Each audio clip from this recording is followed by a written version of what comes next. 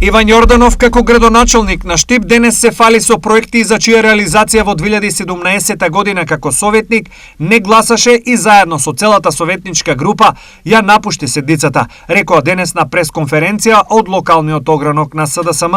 Седницата на Советот одржана на 27 ноември 2019 година, кога по точка 15 од дневниот ред беше предлог планот за програми и развој на општина Штип во периодот од 20 до 22 година, советничката група на ВМРО-ДПМНЕ ја напушти седницата и не гласаше за реализирање на проектите кои денес гордо ги промовира.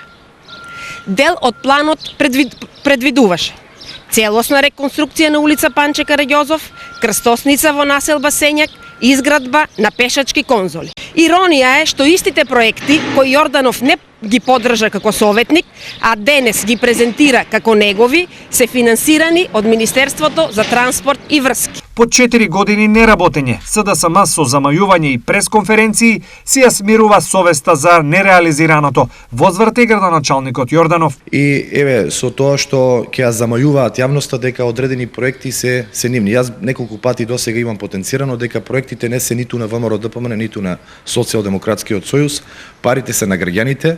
Оној кој што ќе успее да ги насочи во капитални инвестиции, тоа се памети. Ние во овие 6 месеци успеавме низа на проекти да ги реализираме, да ги вратиме назад кон граѓаните, така ќе продолжиме во наредниот период.